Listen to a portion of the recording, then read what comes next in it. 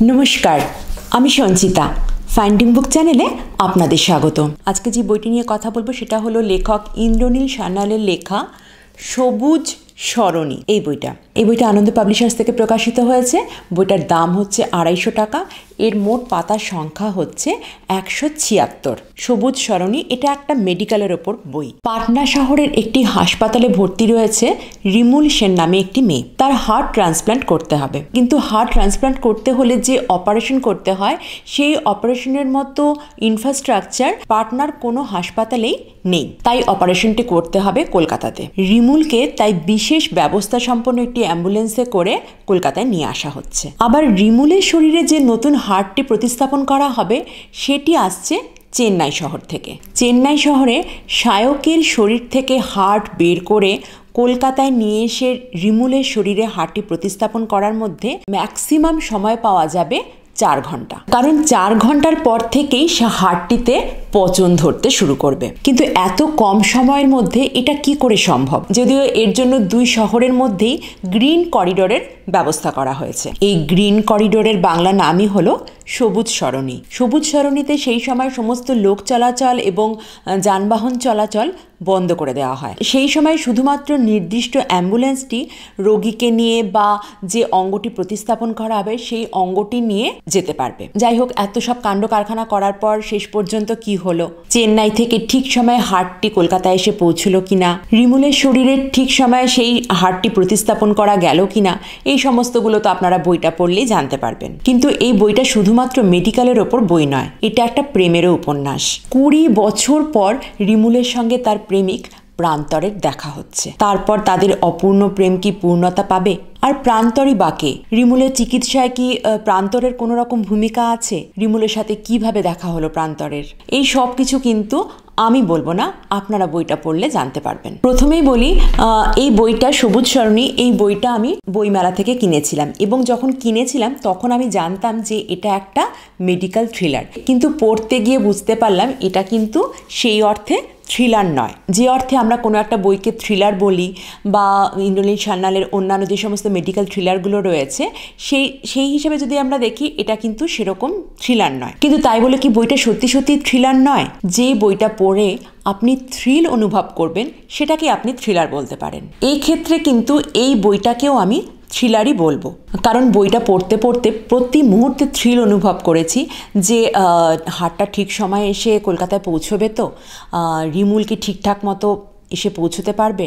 কারণ আমরা দেখতে পাই যে গ্রিন করিডোর থাকা সত্ত্বেও সেখানে নানান রকম বাধার সৃষ্টি হচ্ছে। এখানে কিন্তু একজন তথাকথিত ভিলেনও আছে, যে কিন্তু কোনোভাবেই চায় না যে এই ক্রিটিক্যাল অপারেশনটা কলকাতার এই হসপিটালে হোক, এবং সেজন্য সে বারবার করে নানান রকমভাবে বাধা দেওয়ার চেষ্টা করছে। এদিকে অসুস্থ রিমুল রাস্তায় অ্যাম্বুলেন্সে আস্তে আস্তে আরও গুরুতর অসুস্থ হয়ে পড়ে, মানে রাস্তাতেই কিছু একটা হয়ে যেতে পারে। এই সবগুলো পড়ার সময় সবসময় একটা থ্রিল অনুভব করছিলাম। এছাড়াও কলকাতার ওই হসপিটালেও কিন্তু নানান রকম ঘটনা ঘটছে। ওখানকার যে কার্ডিয়াক থোরাসিক সার্জন রঘুবীর, তার সাথেও নানান রকম ঘটনা ঘটছে। মানে সব কিছু মিলিয়ে বেশ থ্রিলিং একটা বই, মানে এটাকে আমি মানে থ্রিলারই বলতে পারি। ইন্দ্রনীল সান্যালের মেডিকেল থ্রিলারগুলো পড়তে আমার ভীষণ ভালো লাগে, কারণ এখানে অনেক মেডিকেল টার্ম আমরা গল্পের ছলে জানতে পারি। এই কথাটা আমি অনেকবার অনেক ভিডিওতেই বলেছি। কিছুদিন আগে আমি আমার উপহার সিরিজের একটা ভিডিও বানিয়েছিলাম, সেখানেও আমি কিন্তু একই কথা বলেছি। এই বইটার মধ্যেও কিন্তু এই গ্রিন করিডোরের ব্যাপারটা জানতে পারলাম। গ্রিন করিডোরের ব্যাপারটা কিন্তু আমি আগে থেকে জানতাম, কিন্তু এতটা বিশদে জানা ছিল না। গ্রিন করিডোর বানানোর জন্য কি কি ব্যবস্থা করা হয়, কারা কারা এর সাথে জড়িত থাকেন, মানে এই সব জিনিসগুলো একটু বিশদে জানতে পারলাম এই বইটা পড়ে। সবুজ সরণি বা গ্রিন করিডোরের সম্বন্ধে আর একটু বেশি করে জানতে পারলাম।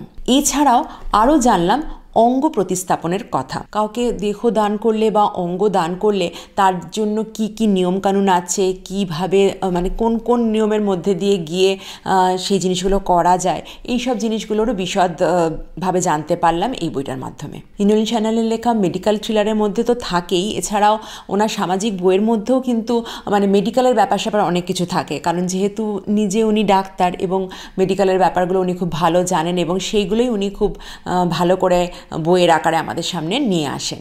আচ্ছা, এইবার এত ভালো লাগার মধ্যে একটা খারাপ লাগার কথা বলি।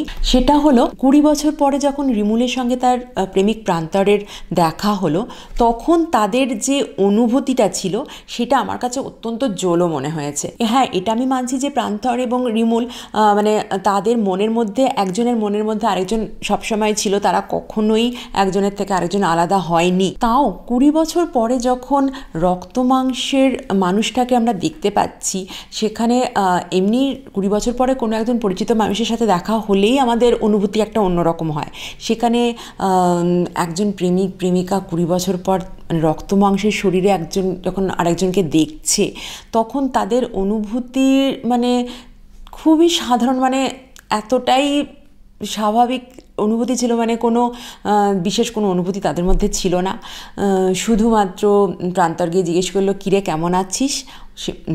রিমুল বলল, ভালো, তুই বিয়ে করেছিস? না, আমি বিয়ে করিনি। মানে এই জায়গাটা আমার কাছে ভীষণ মানে তাড়াহুড়ো মনে হচ্ছে লেখক তাড়াহুড়ো করে এই জায়গাটা করেছেন। এই জায়গাটাতে যদি একটু নাটকীয়তা থাকতো বা একটু অন্যরকম অনুভূতি থাকতো দুজনের, তাহলে আমার ভালো লাগতো। কারণ রোম্যান্টিক বইয়ের ক্ষেত্রে এই ধরনের একটু অতি নাটকীয়তা বেশ ভালোই লাগে। লেখক যে অতি নাটকীয়তা ওনার বইয়ের মধ্যে করেন না সেটা কিন্তু নয়, কারণ ওনার অন্যান্য অনেক মেডিকেল থ্রিলারের মধ্যে কিন্তু আমরা অনেক অতি নাটকীয়তা পাই, এবং এগুলো নিয়ে আমি আমার অন্যান্য ভিডিওর মধ্যে আলোচনাও করেছি। যাই হোক, এই জায়গাটাতে মানে এই প্রেমের মানে ব্যাপার যেখানটা রয়েছে, সেই জায়গাটাতে যদি কোনো একটু উনি অতি নাটকীয়তা দিতেন, তাহলে মানে আমার অন্তত খুব ভালো লাগতো। উনি এখানে সেরকম কিছু অনুভূতি দেননি। তার দুটো কারণ আমি অবশ্য খুঁজে পেয়েছি। এক হচ্ছে যে ওদের যেই জায়গায় দেখা হচ্ছে, একটা হসপিটালে, সেখানে রিমুলের মুখের মধ্যে অক্সিজেনের নল দেয়া রয়েছে, ওর হাতের মধ্যে আইভি চ্যানেল, মানে একদম মানে এইরকম পরিবেশের মধ্যে হয়তো অনুভূতি সেরকমভাবে প্রকাশ করার সুযোগ ছিল না রিমুলের ক্ষেত্রে। কিন্তু তাও মানে যাই হোক, আমার কেমন যেন একটু মনে হয়েছে এই জায়গাটা একটু বেশি তাড়াহুড়ো হয়েছে। একটু যদি অন্যরকম অনুভূতি ওদের দুজনের দেওয়া যেত, তার হয়তো একটু ভালো লাগতো। এটা আমার ব্যক্তিগত মতামত। যারা রোম্যান্টিক বই পড়তে ভালোবাসেন না, তাদের কাছে আবার বেশি কিছু অনুভূতি দিলে তাদের কাছে একটু ন্যাকা ন্যাকা মনে হতে পারে। কিন্তু আমি নিজে যেহেতু রোম্যান্টিক উপন্যাস পড়তে খুব ভালোবাসি, আমার কাছে মনে হয়েছে যে আর একটু গভীর কোনো অনুভূতি দিলে হয়তো ভালো লাগতো। যাই হোক, এই জায়গাটাই শুধু একটু কেমন আমার লেগেছে, যে ওই শুধু সাধারণ একটা কথা, তুই বিয়ে করেছিস? না, আমি বিয়ে করিনি, আমিও বিয়ে করিনি, এই ব্যাপারটা আমার শুধুমাত্র ওইটুকুনি ওদের অনুভূতি, যাই না, আমার কেমন কেমন যেন লেগেছে। আর বাকি উপন্যাসটা আমার ভীষণ ভালো লেগেছে। ওনার লেখা বই তো আমার ভীষণ ভালোই লাগে, আমি আগেও বলেছি। বর্তমান সময়ে যে সমস্ত লেখকদের লেখা আমার ভালো লাগে, তার মধ্যে ইন্দ্রনীল সান্যাল একজন। তো ওনার লেখা বই তো আমার এমনিতে সবসময় ভালোই লাগে। আর এই বইটা আমার বেশ ভালো লেগেছে, সবুজ সরণি। এই বইটা আপনারা চাইলে পড়ে দেখতে পারেন। মেডিকেলের ব্যাপার স্যাপার নিয়ে যারা বই পড়তে ভালোবাসেন তারা পড়ে দেখতে পারেন। থ্রিলার তো বললাম, থ্রিলার সে অর্থে নয়, কিন্তু তাও বেশ থ্রিলিং ব্যাপারটা রয়েছে বইটার মধ্যে, সেই জন্য সে অর্থে থ্রিলার। এছাড়াও এর মধ্যে প্রেমের ঘটনাও বললাম, যেটা একটা প্রেমের উপন্যাস পড়তে চাইলেও কিন্তু এই বইটাও পড়ে দেখতে পারেন। বেশ ভালো একটা বই, আনন্দ পাবলিশার্স থেকে প্রকাশিত। এই বইটা আপনারা পড়ে দেখতে পারেন। আর পড়ে কেমন লাগলো সেটা কমেন্ট করে জানাতে কিন্তু আমাকে ভুলবেন না। দেখা হবে অন্য কোনো বইয়ের আলোচনায়। আজ তাহলে আসি, নমস্কার।